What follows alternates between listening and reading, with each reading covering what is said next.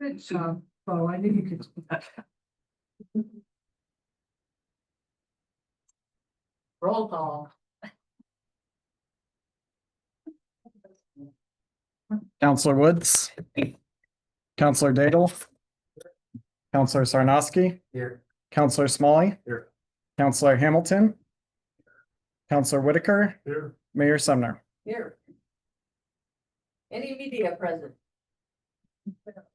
Anyone who needs to speak about the council stuff, any subject matter, will need to fill out a speaker form and turn it into the recording. Forms are available on the side of the table in the back of the room.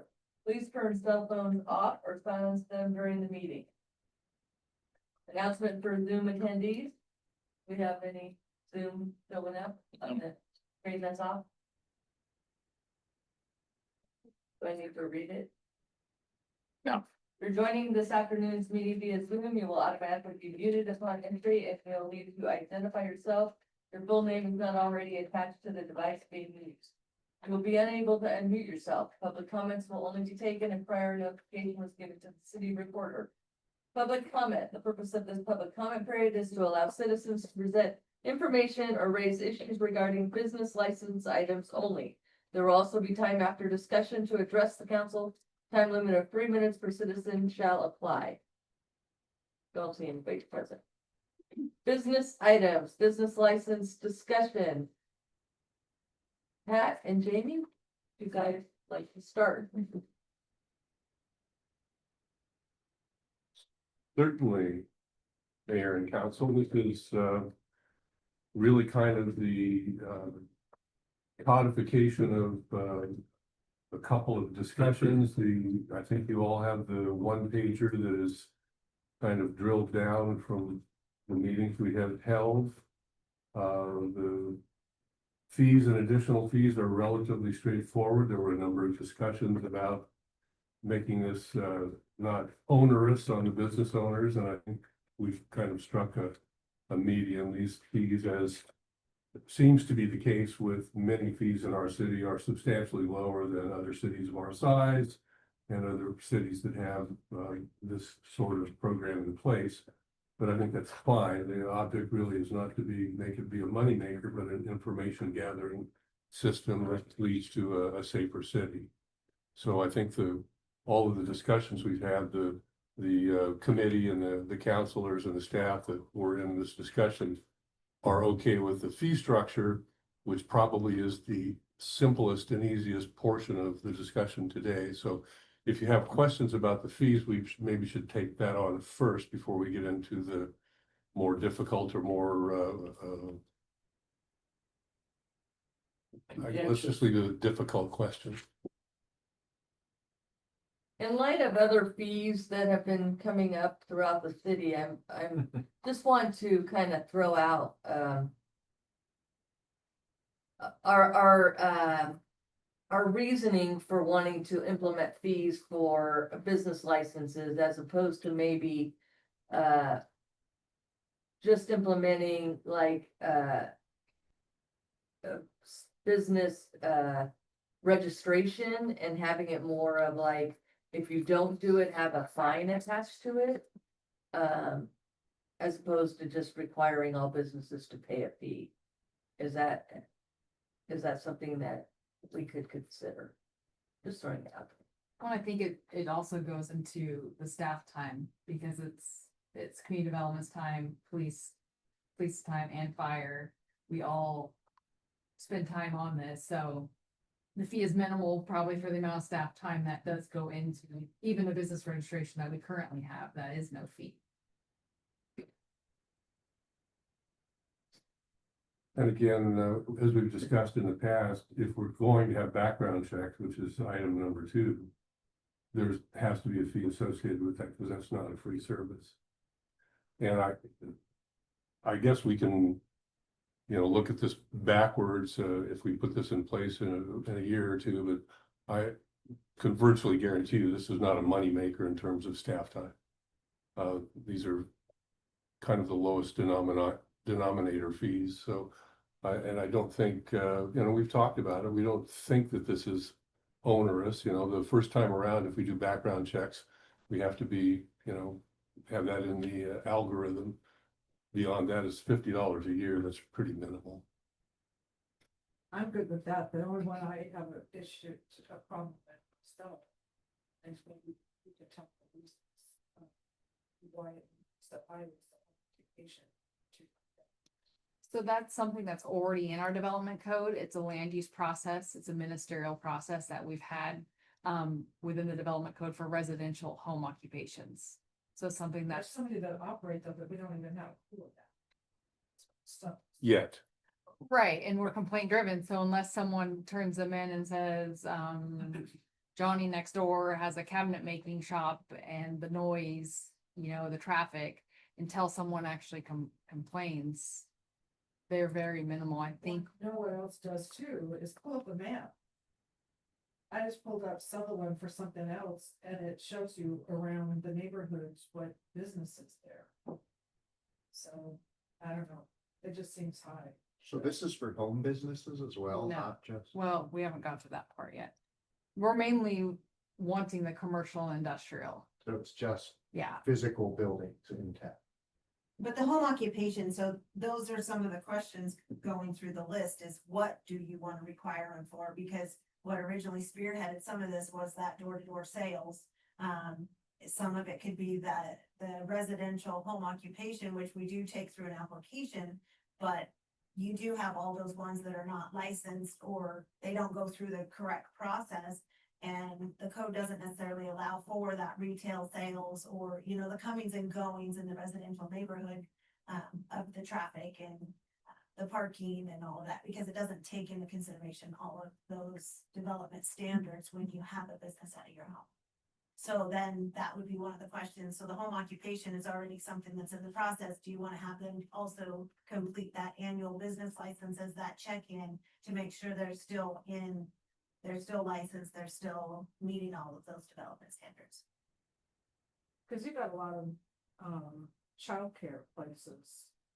And that's different. yeah, that's a little bit. In our development code, if you were to look through it, there's different things that are permitted, not permitted in certain zones, okay. and so that's its own separate.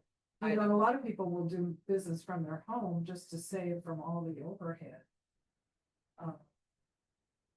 So I know there's lots out there. I know. There's a lot of everything. That sell at swap meets and they don't really do any business from their home, but that's where it's at. So that's not really an issue for traffic or anything, actually.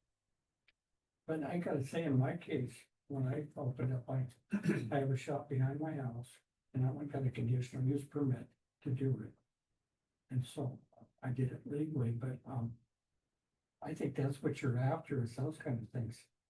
That's what we already have in place, Yeah, is that application process. so I don't think, And what we have on here is just how we go through that applicable criteria and making sure you're compatible. We sometimes may have a conditions of approval, like your planning clearance worksheet authorizing the use, if you're making sure you're in compliance with parking. What we put on here as an idea was putting the business license on there, but at that reduced fee without the background check, since it's in your home. So like if Gary was to do it today, a condition of approval would be the business license, but not the background check portion at that reduced fee.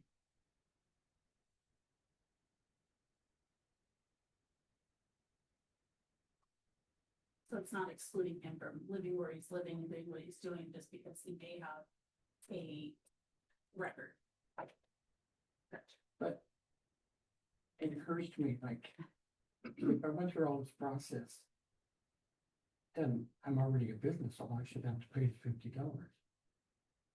Isn't that true? I mean, this would come in me, I mean, but if somebody comes in, they wanna do basically what I did, they'd have to go legally and get a conditional use permit. After that, then they'll have to get us a business license. Correct. So it's the $200 for the business license or the conditional use permit. The permit, so that application. I think you ought to specify that on this. We Well, it did. would depend on where they're doing the business. In your case, because of where your business is located, your circumstance is different, but because if you were doing the business in a different location, it wouldn't have been that conditional use permit. No, it wouldn't. But. Right, cause I mean, if you were to look in our development code. Certain things are permitted in certain zones, where you get to the condition, the commercial or industrial zones, you don't have a home occupation. But when you're in the residential district, then that's where that home occupation comes in. That's kind of confusing to me, still. Welcome to land use. It's so confusing.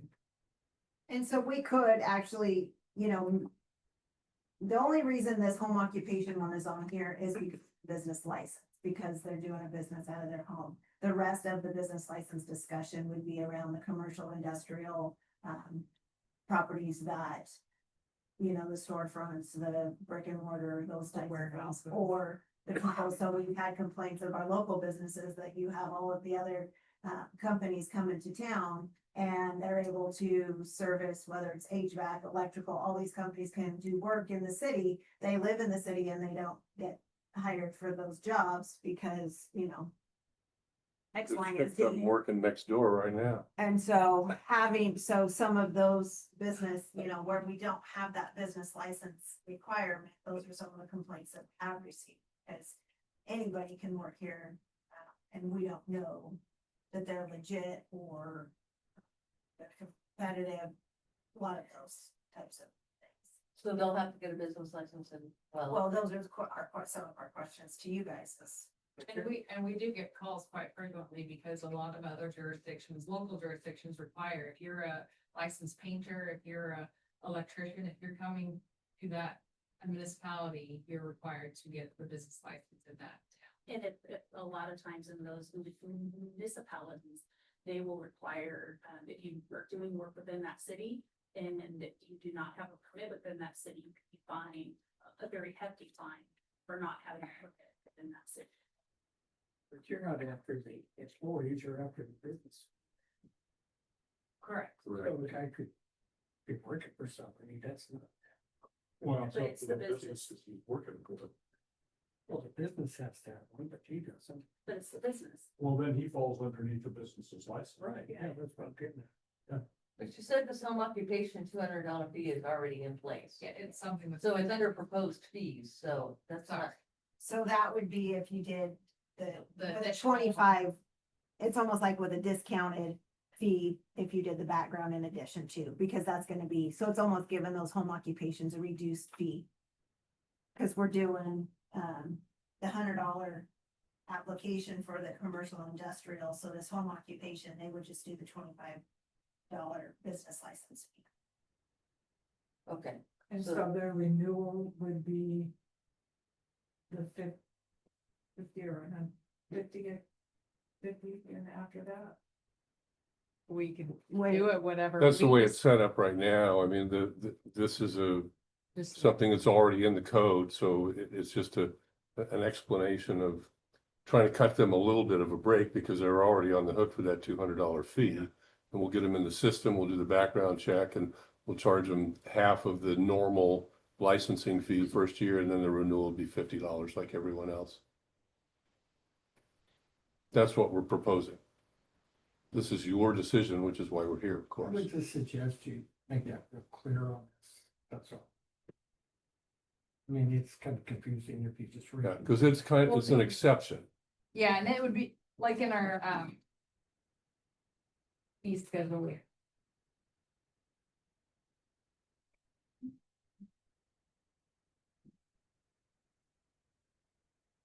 Like, these are just the planning fees. We already have our commercial worksheets, our home occupation, it's there. Obviously, if we were to do business license, it would get added to the city fee schedule plus like our fee schedule, and it'd be its own separate line item.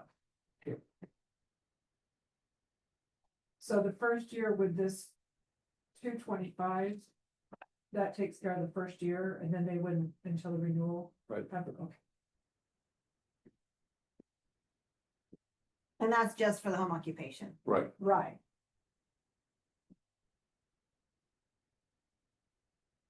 Everyone okay with this? When are we looking at implementing it? We do? That's We would down the have- road. Yeah, we have to get all of these questions answered and then create an ordinance, have Chad review it. You know, then bring that back to you guys for the discussion, first reading. I think it'd be a good thing to bring up at the town hall to just let people know it's coming. Something that's on the horizon that we're working. So people aren't just, broadsided when it goes into.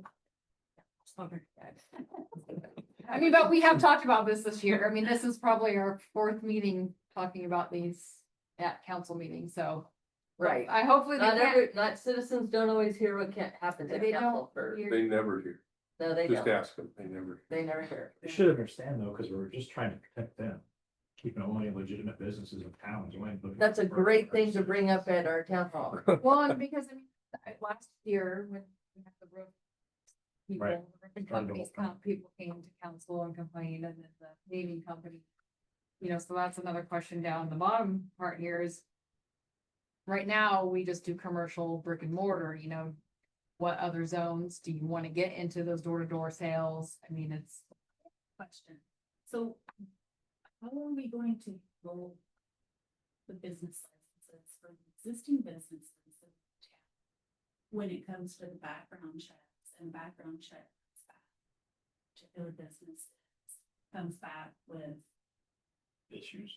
issues. Just skip to the next item, which is probably the most important thing to talk about. Business with the background checks.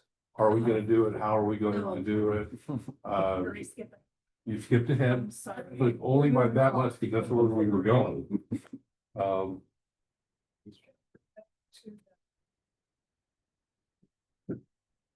This is still, I thought that I saw we didn't charge them anything. Is that? No, I think we are. No, We're make everyone start. everyone's on the same page. They should. I think we have to demonstrate who are we going to include, brick and mortar, but do we also, shouldn't we include, ones that go door to door as well? And industrial, so like a lot of the industrial businesses, the warehouses. I think we Big should include all companies of like them. that. Well, they're brick and mortar, aren't they? They're not commercial. So in our. But they're still business. Right. We have And why isn't it industrial, This, the commercial? municipal code that was created in. Oh, Are they registered with Secretary of State and operating as a business? no, but how it was adopted. The business registration, it was. Oh, it was, yeah, for the commercial, well, and we've implemented the commercial and industrial buildings, but it was brick and mortar only. So if they had that building that they were operating in, so it didn't include the rest of the contractors or door-to-door sales or any of those. So the current business registration that we have now is not applicable. We encourage people to do it, but they don't have to because of the way the. Well, this is a replacement for that Correct. system anyway, Yeah, so. I think that anyone who should be required, or anyone who is required to register with the Oregon Secretary of State should have to go through the same registry with this city for their business license. So this is essentially, if somebody needs to have a roof done, a roofer out of Roseburg has to have a Sutherland business license to do work inside. Right, and they won't feel bad because any business coming into Roseburg has to have a Roseburg license from wherever they are. They don't Or need to Myrtle work Creek, in those Roseburg. are towns, yeah, I went. Yeah, so it's not For uncommon. citizens. And Actually, that's the rule, not the, we're the exception, not the rule, so trying I to. think we're getting up to speed, but Madam Mayor, Council, I do want to mention a conversation I had with Bruce Cortez, who owns heating bonds. barns. Well, we had Roseburg refrigeration out at our place to fix the air conditioner. And they need to be paying a business license fee as well if they're gonna come into Sutherland and work to make it fair for him. And that was his issue. That's a good point. That's what we were just talking about, because it has to be a level playing field for everyone. Question with the background checks that we had in our last committee discussion was how we manage and treat existing businesses. And I think where we landed was that really, if we're going to have a licensing system in the city, it has to include everybody on the same basis. So everyone needs to be subjected to that initial background check. That's where we landed. This is again your decision, and it's one that may have some repercussions. There will be people that don't like that. Some of us are in this room, so, it's just, without that, we're just prolonging the same free-for-all that we have right now.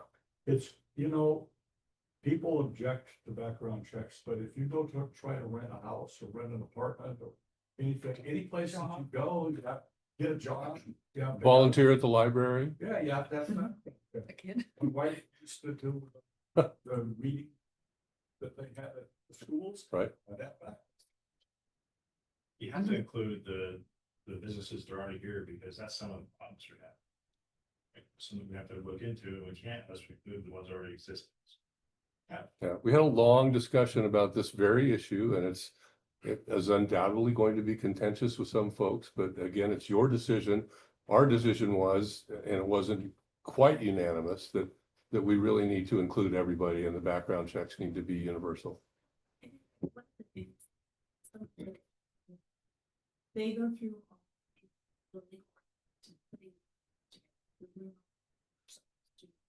They're putting in all of that. Doing all of the things. And then you have these other businesses that are doing things under the radar and not doing things that they're supposed to. And then they're putting their quotes into their customers, undercutting to their competitors. So the legitimate businesses are getting kind of pushed out because these other people are doing things the wrong way. I don't think we're going to address those issues with the business license. However, I think we will be able to create an understanding in the business community that it's best to do things correctly. We'll have information for police and fire that is crucial and critical. And there may be some things that come up that need to be corrected as a result, not directly of this, but just with that connection between police and fire and the business, and knowing where they are, who they are. I don't know what the percentage of businesses in our town is that are actually on file with the state. It is a requirement, but like so many other things, I imagine that's overlooked by a number of folks. And, you know, that's not, again, something, we're not policing that, but that's just another example of things that if you just kind of let everybody do whatever they want, they'll do whatever they want until they get caught. No, really? No. You finally figure out. So background checks, yes or no, universal? Pardon?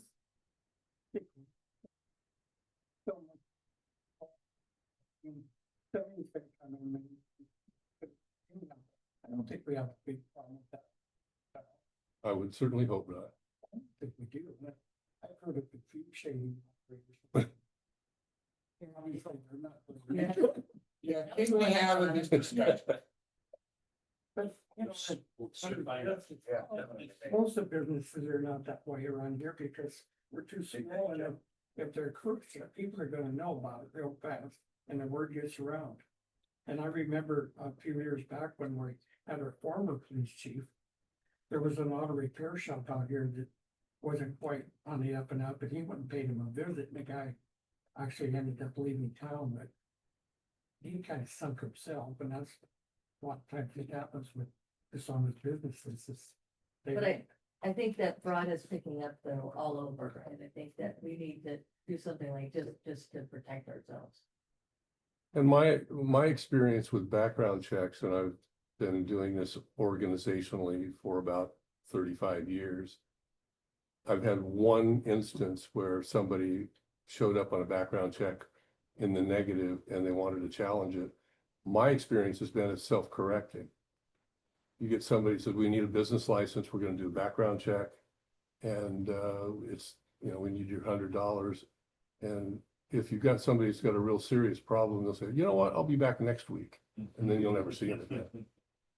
The one thing I would say is I know of at least one, if not two businesses that are here because they couldn't pass a background check. And they're here, they're operating and have been operating with limited to no I really need to find out from the city attorney if this is a class action suit waiting to happen, because we are maliciously putting somebody out of business because we made a unilateral decision.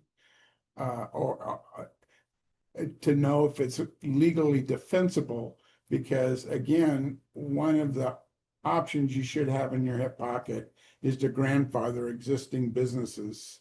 Have them do a background check, like you did, but grandfather those that may, who have not caused a problem, something to create a win-win in that scenario, because I could see us getting sued. If we're putting someone out of business. That's my fear. Correct. Because I know, like you said, there's at least one. I got two, actually, I have a couple. Well, there were run out of other towns that had the same strictures that we are talking about, and those towns weren't sued. Well, It would be nice to know what. these people have been operating here now for 20 years Yeah, without. without a problem, and then out of the blue, we're gonna put them out of business because, yeah, I'm just saying, if you've had 20 years of good service, If they're back.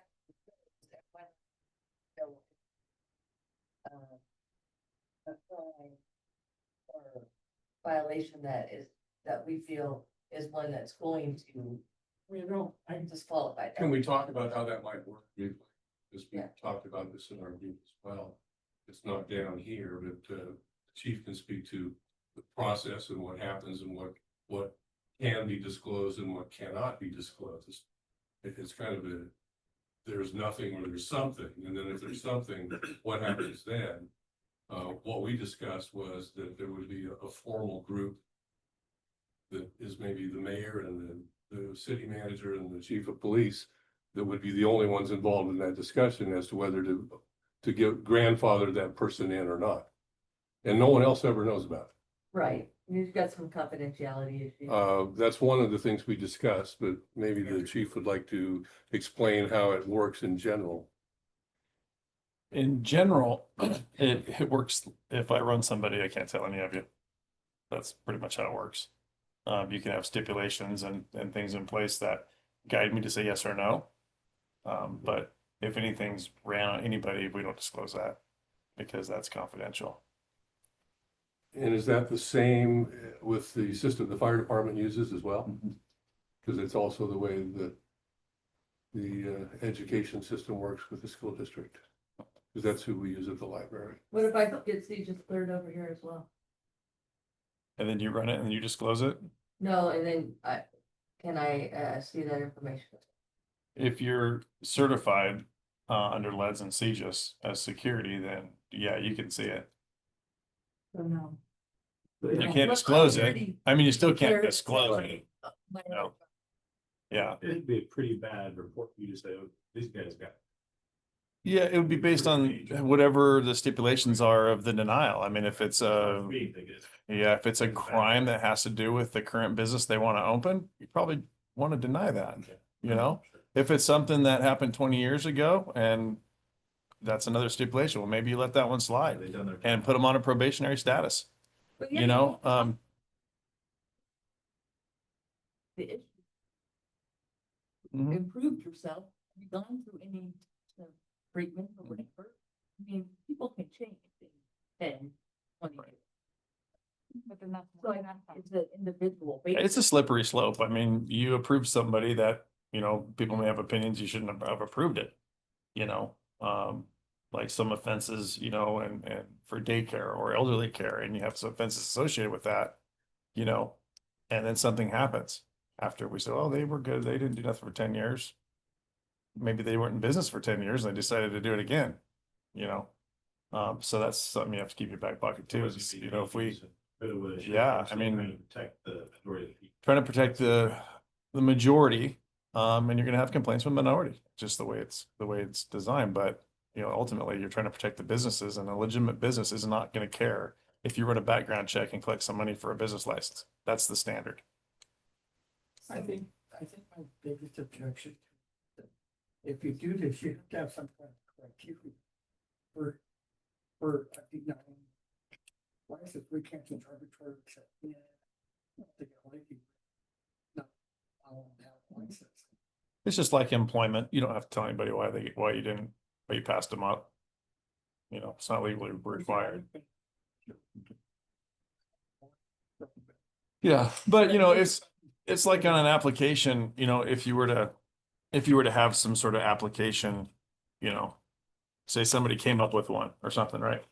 And it says on there that what the disqualifiers would be on the application. And if they fill that out knowing those are disqualifiers, then it's not, it's something that's not gonna be a shocker when they get denied. You know, If somebody names something, I was gonna say, it's pretty straightforward. Especially if you're like opening up next to Lisa's Karate and next door they wanna put someone that's sex offender. You know, that's a zoning issue too, sex offenders can't do that. We don't regulate the land, those in land use. yeah, but We don't know that. it depends on the level too. Don't listen to. Levels. Mhm. They've gone through all the treatment and when it's changed, there's a lot of Yeah, different. whether things it's to look at. reportable or not. Are they on parole probation? How many thousands are you speaking on track? Yeah. Well, I think, this is just my opinion, but I think that we're gonna have business licenses. Then everybody ought to have to go through the same thing to get their business Yeah, license. absolutely. I don't think that we should make an exception for this guy over here. Or that person over there. I think that once you put this in, everybody has to do it.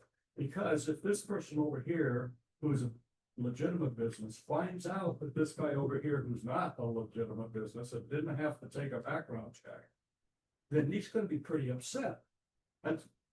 It's just wrong. If you got rules, you gotta play by the rules. Well, and there should be something to be said about if you're operating a business and you haven't, you know, gotten a license or been vetted, then, you know, then there's an ordinance that cites them for that operating a business within the city that's not permitted. You know, something like that, you know, to kind of squash that. But, you know, I think, you know, just to be fair across the board that, you know, everybody who has a business needs to do the same thing. Why would you institute a half-broken program? You know, it doesn't do anybody any good. I'm just curious, how much of this is informational and how much of it is regulatory? Because if we're just looking for people opening businesses and hazardous materials and that sort of thing, do we really want to be telling people you can and can't open in town? No, we're trying to protect our people. Well, I know. Legitimate businesses. But say someone has a felony conviction, spent 4 years in jail, moves to Sutherland and wants to start a business. Is it up to us to say, no, you can't, you've done, you know, your penance?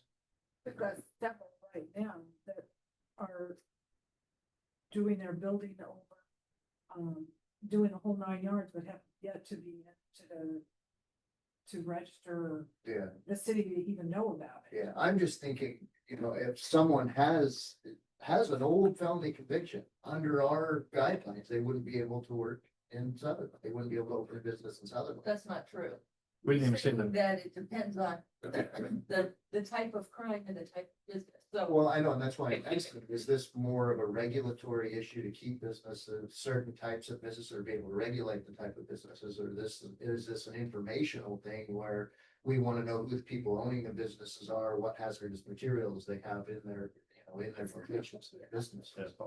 it's. But I think we run into an issue of telling people you can't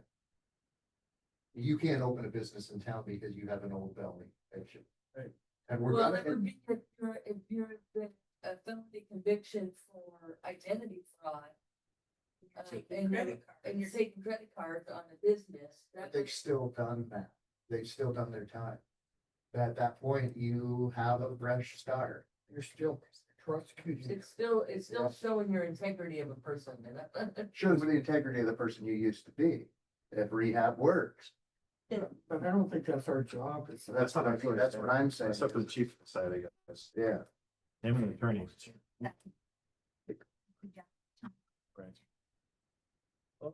Probationary statuses. Yeah. Just And let them just come. wanna know who the guy is and what they may have done. But you're gonna have to decide what you're gonna do about it if you don't like what they Maybe did. see what the other cities do. Yeah. Probationary staff is send it up. Yeah, that's not a bad idea, probationary status.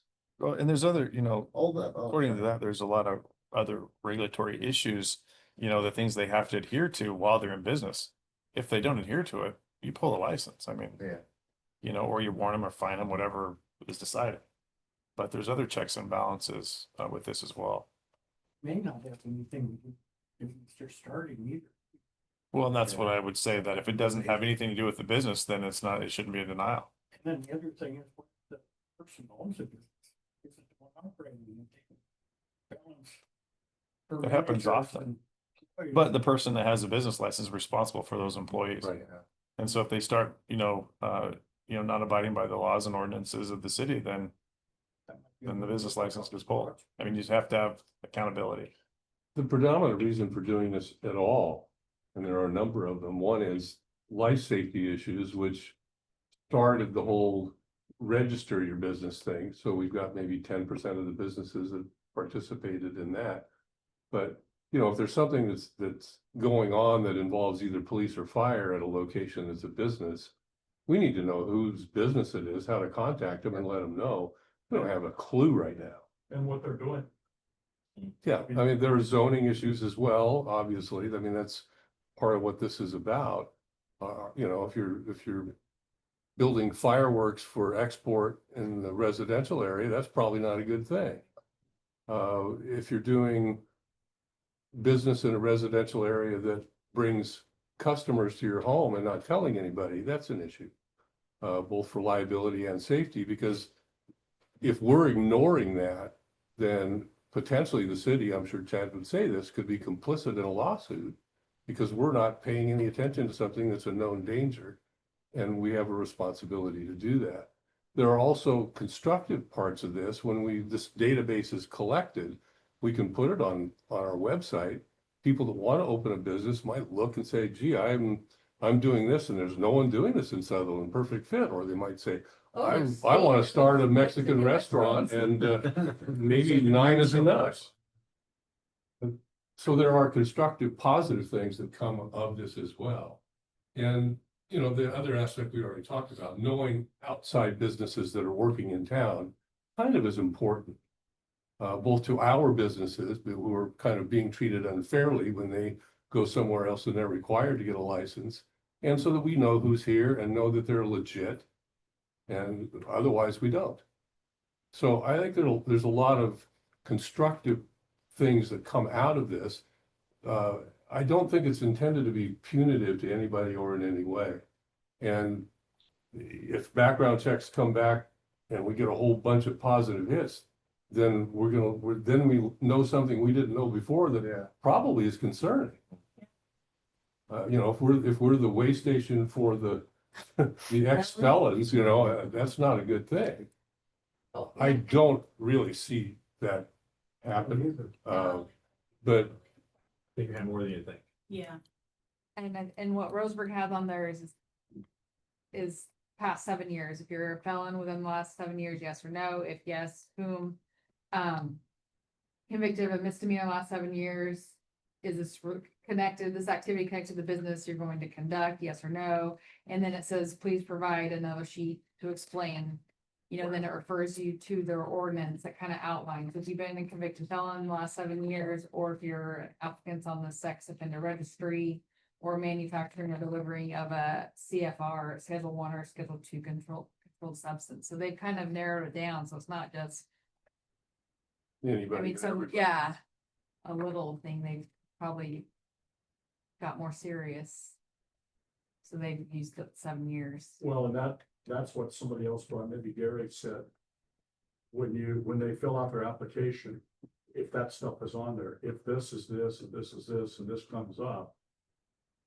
Then if somebody reads that and they're gonna say, well, I was a felon, but it was 9 years ago, so I'm gonna go ahead. And you supply that additional, document that says, I did this and now I went to rehab and this, and it was 8 years ago. You And give that explanation. Put them on a probationary status. And watch them. Well, it also depends on what the felony was. I have a friend who had a marijuana possession felony from 20 years ago. It's like, But see, It's that's, not even Why hasn't he legal, getting it expunged yet? pardon me? Why hasn't he gotten it expunged yet? Well, he doesn't care, but. Probably already. Awesome. but I mean, if you put a timeline on that, I can see the ones that are, you know, grandfathered, they've obviously been here. The one I'm sure everyone's referring to. 10, 20 years. I'm just saying, everybody, we can cover them all. Well, it's, you have the, you know, even the home-based businesses that, you know, may have registered, but maybe they added some more services that they do. And they keep adding services that, you know, more and more services because they're moving with the times and pretty soon, you don't know what you have over there, you know? You know what I mean? From hazmat to sex, you know, who knows? You know? So will this include like a big giant building, like a warehouse, how gonna have like stuff like that, or is that not necessarily business? That part wouldn't be under the business license, but we've learned a lot recently with the occupancy. So when we do the business license, sometimes people, if it's a different use or they're doing construction, they have to do their planning parts worksheet, which we send that to the building department. Because every building is rated for a certain occupancy. And then if you add a residential component to it, then you have to add sprinkler systems, even if it's a pre-existing building. There's a lot of codes that come into play. There's some big buildings out in the town that sprinklers in and no parking. And depending on what's being utilized in there. The county. has to- That was something for assembly. That's what I'm saying, like. Yeah. Yeah, the occupancy, because you have to change your occupancy. Yes. And county has to.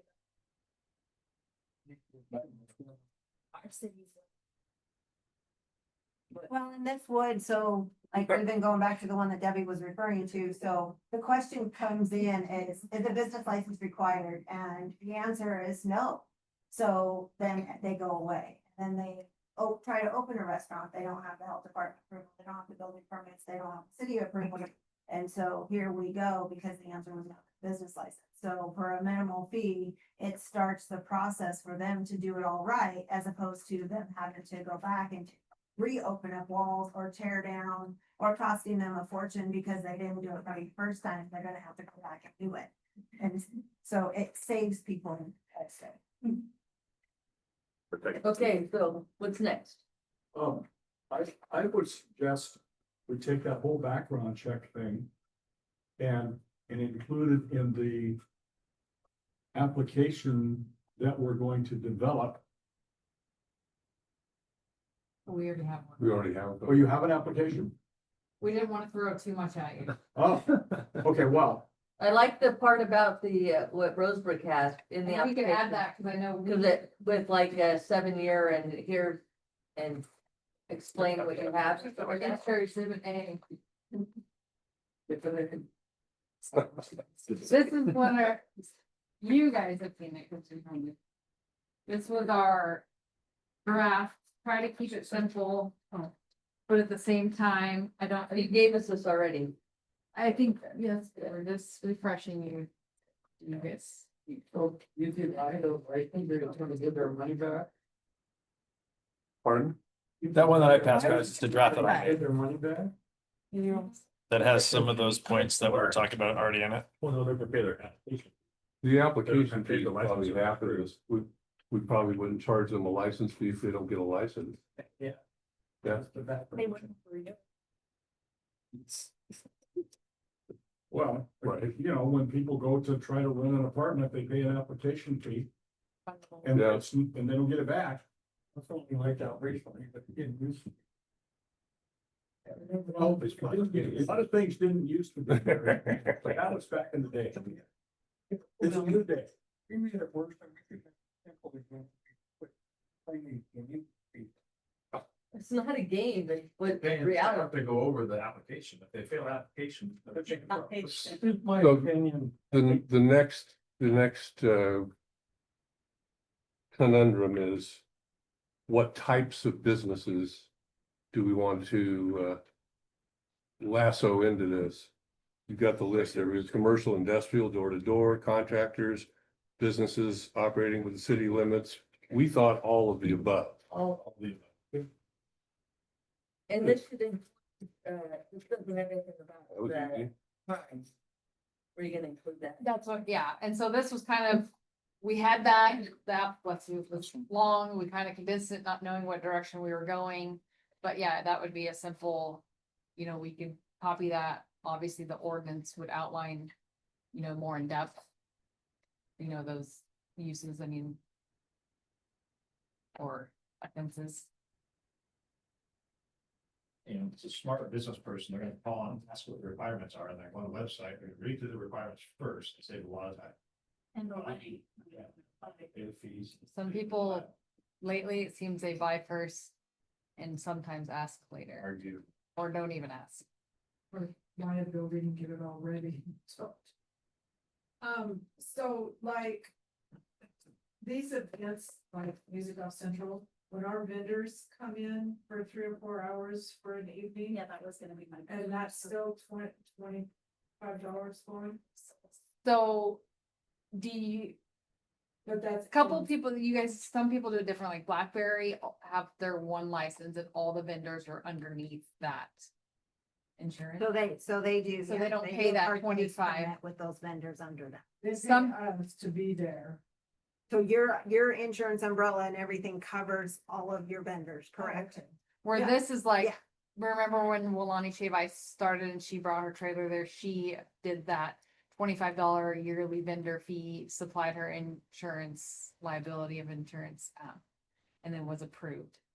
If you're under like BlackBerry or Music Off Central, then your insurance is covering them. Okay. So like at the Sutherland Market.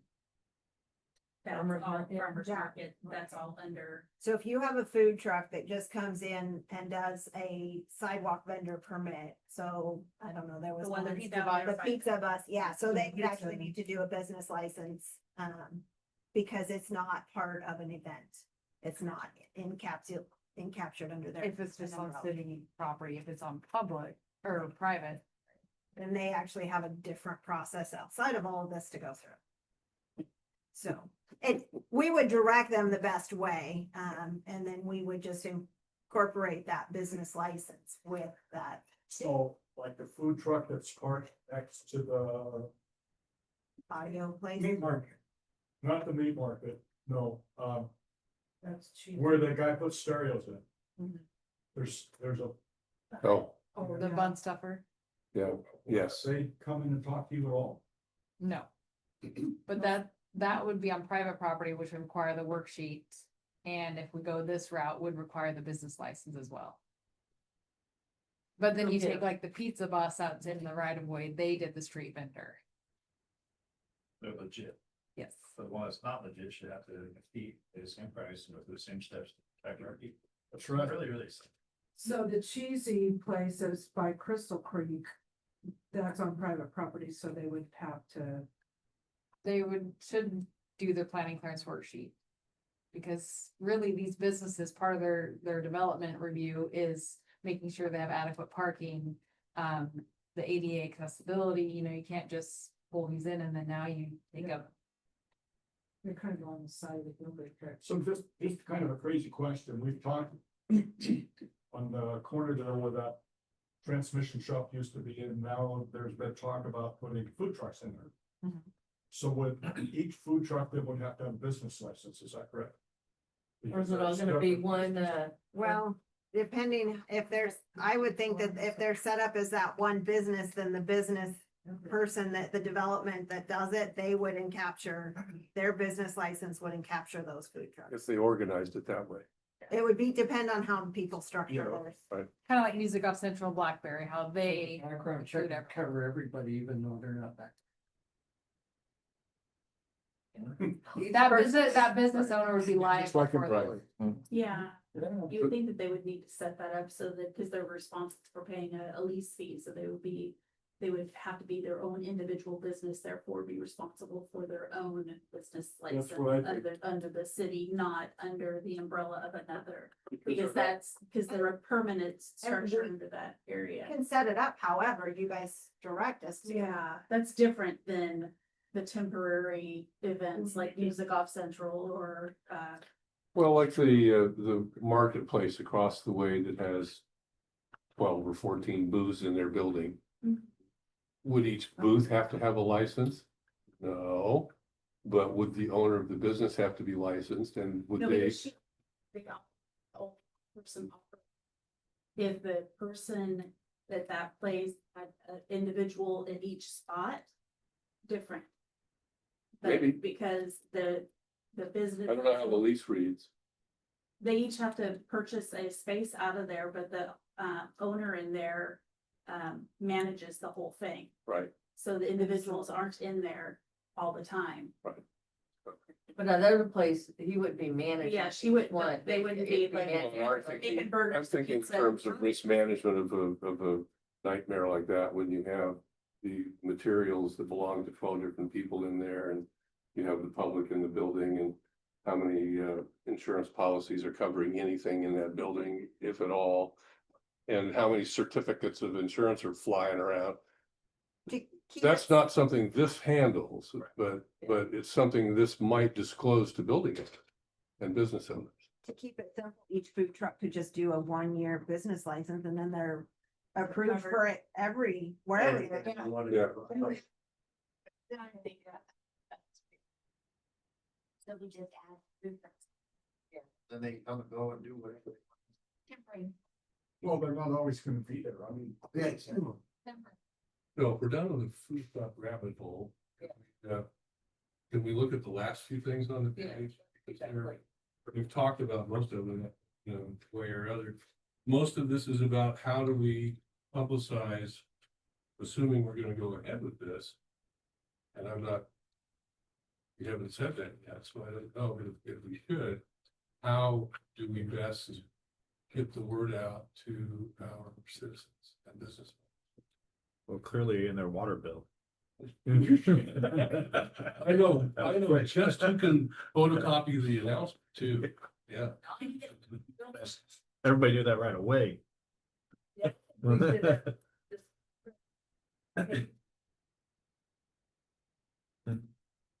Wasn't?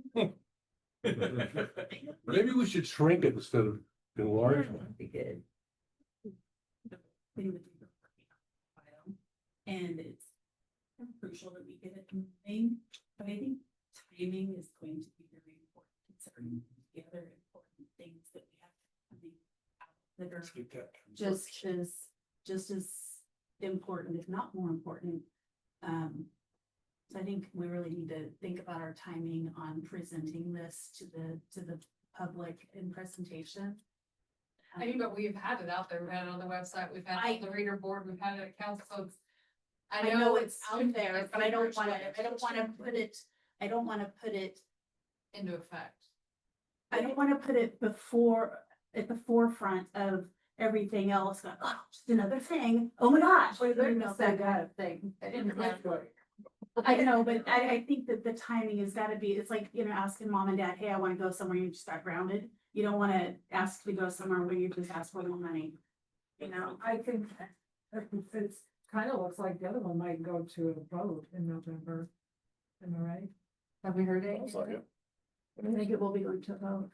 Well, they had 600 signatures turned in or something, and they only needed 400. But don't they have to, the signatures have to be verified? Verified right now. And they have to have, the verification have to have all the addresses on them as well? They did not clarify exactly what They just have they to were be needing. verified as a settlement voter. So that needs to be verified, you should verify the Which whole is the thing. process it's going through right now. Yeah. So let's talk about this just a little bit. Get that 20, whatever. it This gets. is going to require an ordinance. Ordinances don't happen overnight, so at least 2 readings Creating the ordinance. after that's created Yeah. and approved. So I mean, we're looking. You're thinking, by the time you have our 3 council readings and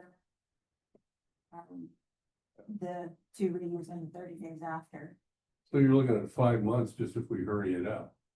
That's. So we can be great. That's great. we can, yeah, we can be Strategic we can about be it. strategic with this because we have other things that are contentious that are coming up. Yeah. And we don't want to muddy the waters. I think that's what you were saying. Sounds like a good. We're okay with that. It's all. So do we? And I think that might be important too, in terms of the publication of the materials. Getting this all set up so it's ready to roll out in a real clean way. And as widely distributed as we can do on a shoestring. We don't want to spend a lot of money on it, but There's no rush on this either. no, there's no, this is not an emergency. But do we want to look at January 1? I mean, you know, And we'll work backwards from there. if it's from the beginning, and pushing for it from the very beginning, but you are strategic and being presented at this stage of where we're at, it's going on stage. I just don't think the people that are complaining about the safety fee are the same people that are complaining about this. Well, they make a complaint, but they have nothing to do with it. They don't own a business or that. They're just gonna complain. Yeah, because I think realistically, we're probably gonna get more pushback from business owners than we will from the general public. But I think we're rolling it into those open too, so the word continues to get out on the street that. Well, slow, kind of, so it's not a. So I think we just, mention it at the first one. Towards the end, that this is just kind of continuing our discussion and we're working towards, A new and improved. Unless it ends up being throwing gasoline on an open flame, but. well, I don't wanna wait till like, October to then be the first time we're mentioning it. Oh, but as Jamie said, it's been out in the wind for anybody that's been paying attention for months, so. Okay. Kind of like the public safety fee sort of that nobody knew about. That's right. And no one wants to work, but then they all. I do. We never say anything. Is there a better idea that, I mean, how, Yeah, or no. It's a, I don't know how else to do it. trust me, this is a horrible problem in every small town in the western United States. You know, the newspapers are disappearing, we don't have radio, we don't have TV. You're right.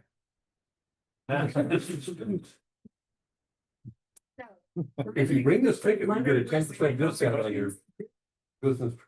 It's- Pretty good information now. be every commercial and industrial property? Yeah. Then it needs to set. We print up an information sheet that's, we can hand out to businesses personally even. Well, do we want? That's not gonna be November. That's a really good question. Do we want to attempt to distribute this widely ahead of time? I kind of don't think so. Then people complain that we're hiding.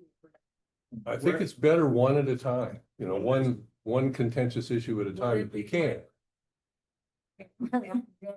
Start, Well, that's what, you know, that's, but then we don't implement it first, we maybe March 1st. oh, you do it in February. Make it a Valentine's Day present. No, because that's, I mean, depending on the vote would then go into effect January. Yeah, but the vote will happen in November. November. Right. So I then in understand that, January. They're gonna start we- getting billed. Town hall, like. I'm saying that whatever the vote outcome is, it will take effect January. We're gonna be in perfect timing for this. I think it's still, as far as us, get it all settled in what we want. Yeah, it gives us more time to hammer out details. And Yeah.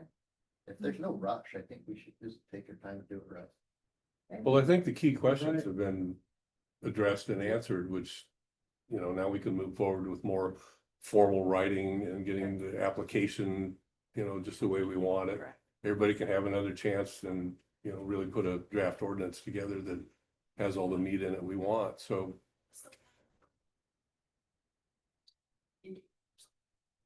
Wouldn't be like acceptable indicators. moving forward. What would be those criterias to say? Well, if we put the wording in that Jamie shared, that's not just Roseburg, there are other cities that have essentially the same wording, that would be part of the application. If there's and then you know, until it's indicated question. Now, you can't get a license, and you've been in business for 15 years. But if we have a 7-year time period, then that Right. person's already. Yeah. And the other option is to put some sort of provision into this so that that discussion can take place before the application's even submitted. You know, hey, this happened to me, and what's gonna happen if I submit an application? We can give them an indication, I think, at that point. Well, cause I think if someone truly feels they're healed. Or it's past, it's 20 years and this only says 7 and they're straightforward, I mean, they're gonna be honest to it. Right. Is there an appeal process? Could we I don't know create if an you- appeal process? I would say you probably should. I mean, Yeah, it's up to Chad and all you, but to have that process, when you invite them to state their case of why you denied them, they're probably not gonna show up. Yeah. And that's an extra level too. Mhm. You were worried about the lawsuits, and if there's an Mhm. appeal process and you don't show up to your appeal, that kind of takes. Mhm. off the hook. But does that appeal process go for, say, you wanna open a business and I don't agree? Can I appeal that application too? If you're involved, no, absolutely not. Okay, Jamie. I don't know. I just said because no. appeals I said work no. on- appeals for denials, appeals work for approvals too, so. They would just kind of have to work both ways, and it's probably more of an appeal if you conditioned the probationary or something, so I'm just. It was a bad example.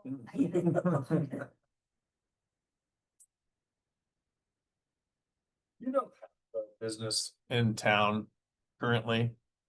Can you make an ordinance that prohibits that business from ever starting? For instance, Strip club next to like the school. Oh, yeah. It'd be pretty hard to get that license. I was thinking second. That's what I'm saying, cause there's, well, that's, you can't, cause within a certain amount of range from a school, but there's other businesses that maybe. Council still did to allow it. Voters, I guess, you got. there's a lot of those strip clubs that close to schools. Well, zoning. That's up to the zoning and whatever. I was just asking about if there was if you had an ordinance already that says you prevent having essentially red light districts within the city limits or within block ranges or school ranges or whatever, would probably help. Yeah.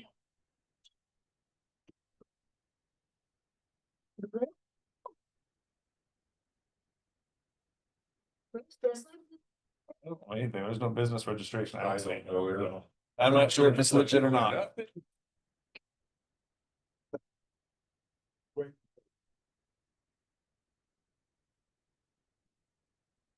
Maybe we need to rush this process up.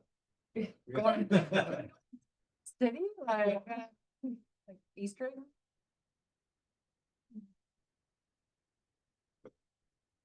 Maybe we should add that to an ordinance. I'm glad this isn't part of it. All right, anything else on this? I think that's all we had, Question sheet, okay. Mary, unless there are other questions, we'll. Public. All right. Public comment. Some public comment. So our citizens present information regarding this, but. Any citizens out there would like to say anything?